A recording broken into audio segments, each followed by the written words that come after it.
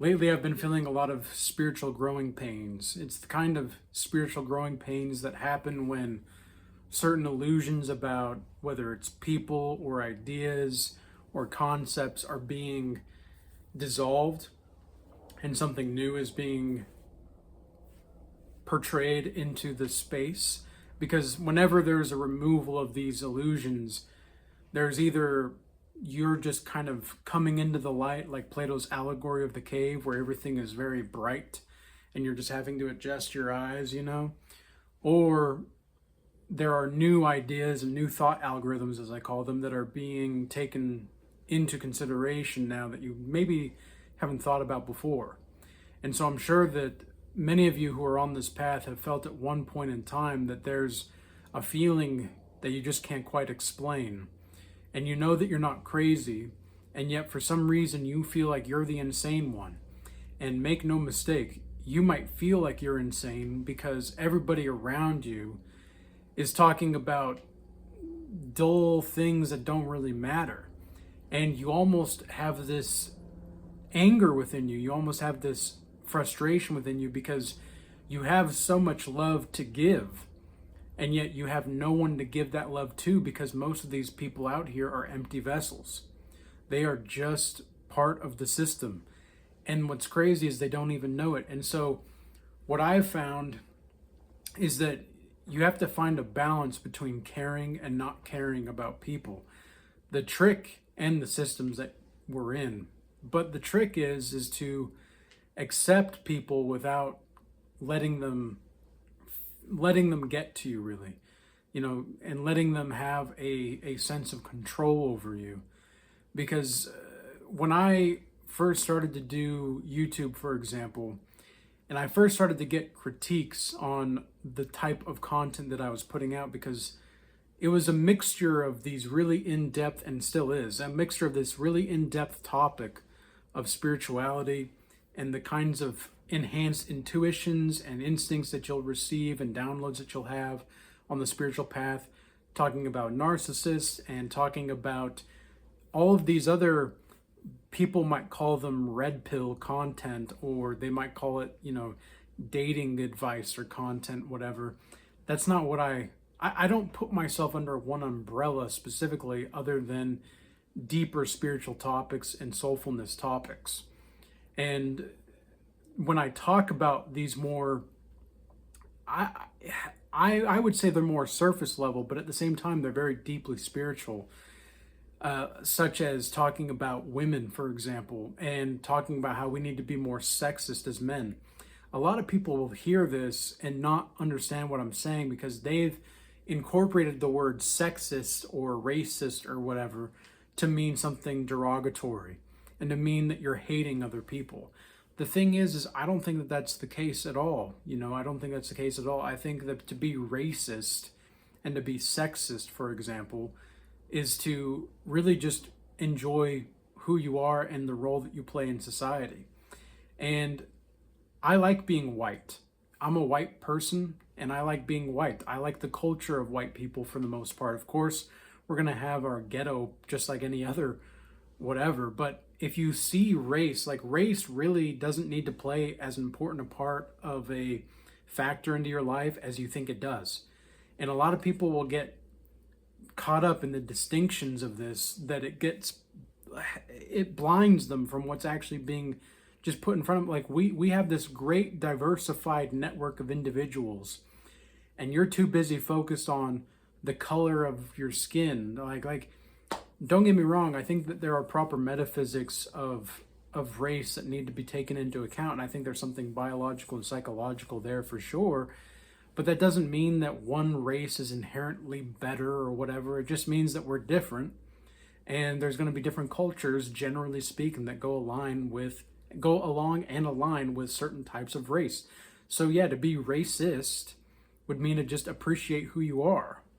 You're it's like people with maybe they're conservatives, or they're conservative, or they're liberals, or they're liberalists. They take pride in whatever it is that they're viewing themselves to be, right? And I'm not saying you should be prideful, but I'm saying that this is something that we just need to be more accepting of ourselves.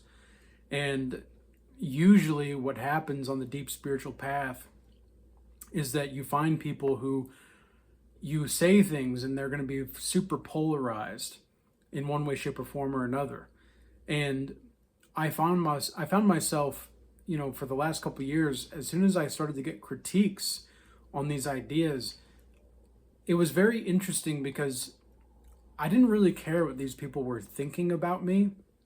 I cared more about whether the message was resonating with them or not, and how the message could be refined for them. That's what I cared about most, because I wanted to actually help people. I wanted to really, and I still do want to really help people. But but I've also noticed that a lot of people, although they want to be awake and they claim to want to be awake, it is simply the case that they are unable to do so and unable to be so. They are just simply incapable. And it's really no fault of their own, right? It's just that that's the way that it is. And the only thing that we can do is to ensure that we are at least aligned enough on what we want to see in the world that at least we can be neutral or coexist, right? Like, that's the hope here. Because think about all the things that are happening in the world right now. Okay, there's a lot of crazy things going on in the world. And the kind of things that are happening because of the pandemic, for example, does anybody not know or hear about all of the genocide stuff, like as far as the results coming out about who got who's dying and who's not? Okay, do some research into that specifically, because and look at the data and coming out from other different types of Asian countries, because that's very interesting right now. Okay, there's a genocide being taken place, and people are so freaking focused on what the government is up to or what people are saying here or what, like, they're so focused on the day-to-day things that they're not seeing the larger scale and what's important in the larger scale. They're thinking about zooming out. Some people are thinking about zooming out in ways in which you're still seeing things through a certain perspective. Like, you're still seeing the world through a way in which it's not quite there. And I'm seeing this like pattern with people recently. It's not just one person. It's person after person after person. And I'm thinking to myself, like, there's more to the story here. And because it's not like zooming out is a bad thing by any stretch, right? There's just more to the story. There's more to what's happening. And failure to recognize the more of what's happening because you're not sexist enough, or you're not racist enough, or you're not, like, you have to recognize what I'm actually saying here. I'm not saying hate people. That's not what I'm saying. What I'm saying is recognize why they want us to perceive other people in a certain way. Why can't we just come to our own conclusions on things? Think about celibacy, for example, as well. There are so many people that are focused on the wrong things when it comes to celibacy. People are so focused on trying to not watch porn, or they're trying to not play with themselves, and it's like that's like step -0. Like you're just like, you're at -0, bro. You're at like -5. You're at step -5. You haven't even got to the starting line yet of what celibacy is really about. You haven't gotten to the starting line of what spirituality is really about. You just haven't. And I'm not saying this to be rude or anything, because I understand that it's a real issue. Like, it's a real addiction that people have. But the thing that I have the most, I feel the most suffering for people for, is they're addicted to people that don't even care about them. Like, they're addicted to these relationships that don't do anything good for them. And it's hard to watch, because it's like you want to shake them and just slap them awake and be like, look, you can't keep doing this Otherwise, you're going to put yourself in a state of perpetual ridiculousness for no reason. And you're going to be carrying a cross that isn't your cross to carry. Okay, now look, don't get me wrong, there is a lot of meaning in suffering.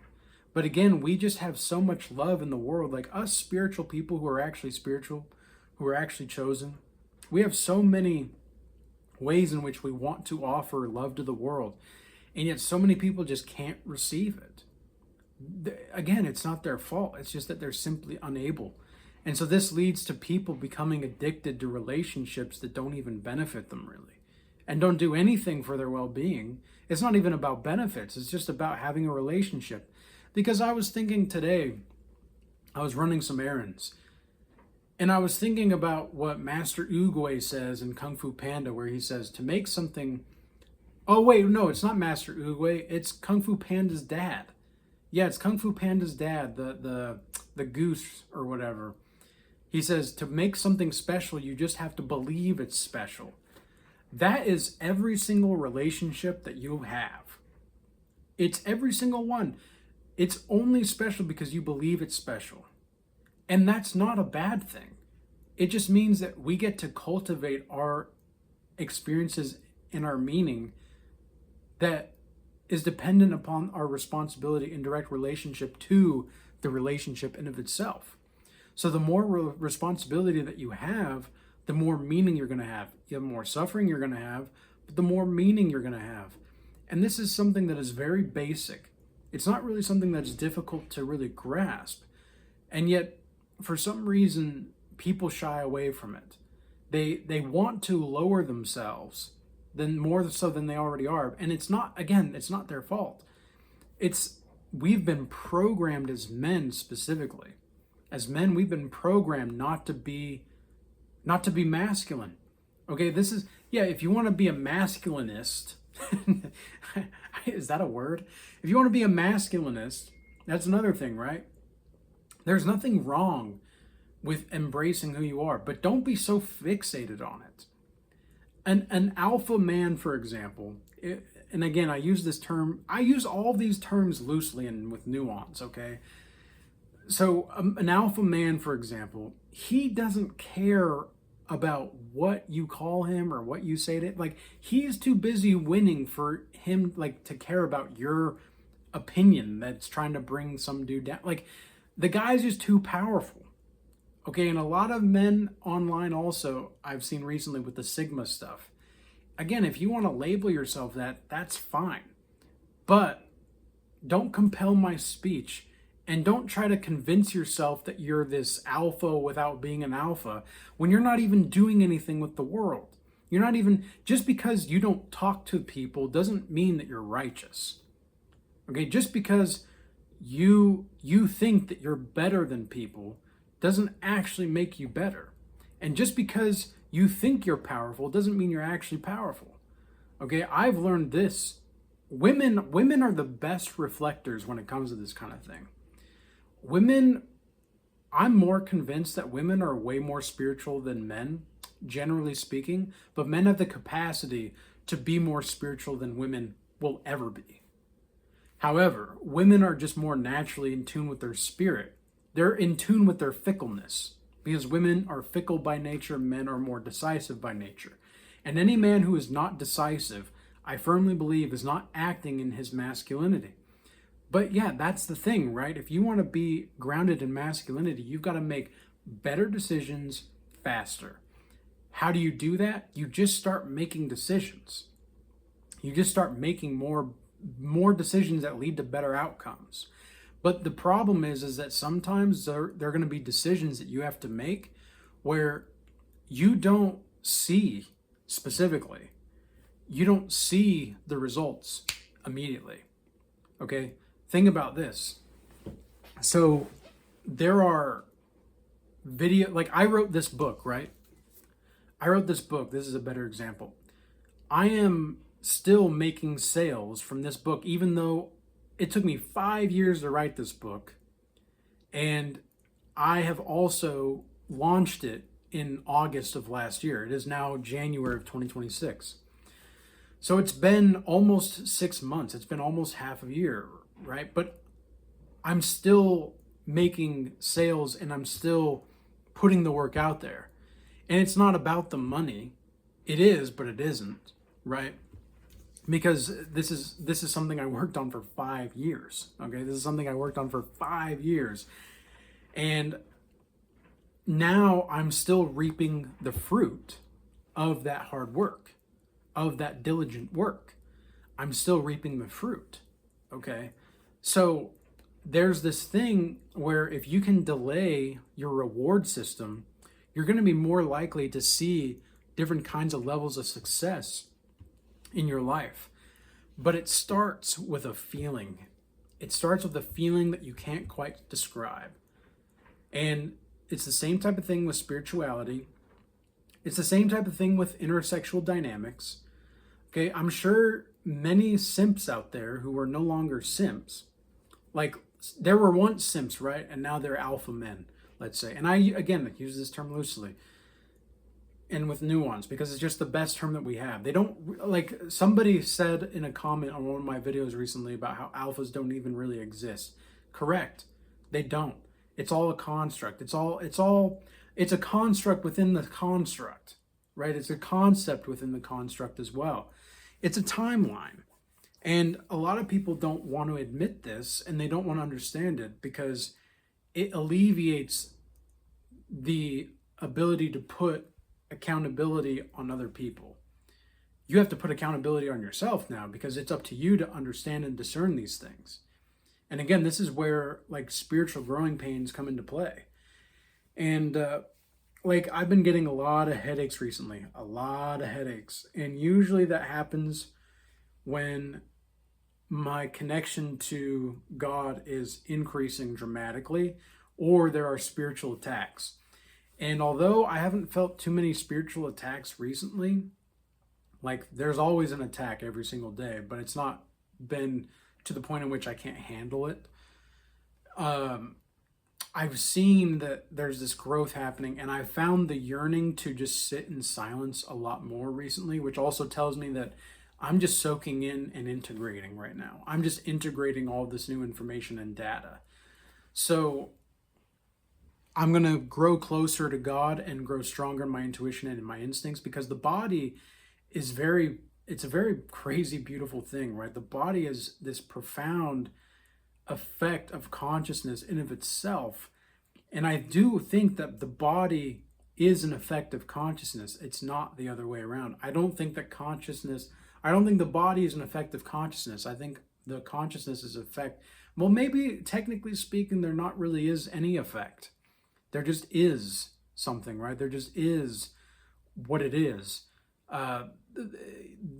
Alan Watts calls it the that, right? And I'm not saying that you should listen to Alan Watts and what he has to say. I'm just saying that I like certain truths that he talks about. And yeah, it's the that, right? It's the thing. It's whatever that greater than you is. The problem is that you have to go through so many different kinds of underpinnings and releases and surrendering and letting go of all these different things and topics and feelings of what you felt was true and to actually live the truth now, because living the truth and talking about the truth are not the same thing. I see it all the time. I see it so freaking much, whether it's on YouTube or whether it was at church, right? Or just people around you that you know, like they're very, like I know some people in my physical community, they're really smart people. And these guys, some of them are like, they are doing a lot of big deals with real estate and such right now. They're really knowledgeable when it comes to real estate and such. The problem is that they're not living the truth at all. It's like they're this high-tech NPC. And I don't mean this to be derogatory. It's just they are what they are. It's a phenomenon in consciousness experience. So really what I want to hammer home here is that you don't have to be the same person that people perceive you that you should be. just because they feel like you should be something. You don't have to be that. And it starts with connecting to that feeling, that intuition, that instinct. And it starts with seeing yourself to be a more probable and accepting, compassionate, but also ruthless when necessary individual. Because make no mistake, people don't get power in this world by mercy. They just don't. And people will say, well, but what about Jesus Christ, right? You're a follower of Jesus Christ. Do you think he got power through mercy? Not in the world. Okay, they freaking killed him. Like they killed him. He didn't get power in the world, but he got power spiritually. Because that's like, I think that there's a reason why Jesus Christ never wrote, like Socrates never wrote anything down, and Jesus Christ never wrote anything down, and yet there's more probable evidence for Socrates than Jesus Christ. And I say that as a follower of Christ, okay? And a lot of people will say that, well, there's certain evidences that Jesus Christ exists and such, and that's all fine and dandy. But the thing is that I think that there's a reason why he just is, okay? He just is who he is. When he says he's the way, the truth, and the life, he means that. And a lot of people won't even understand what I mean when I say that, but that's okay.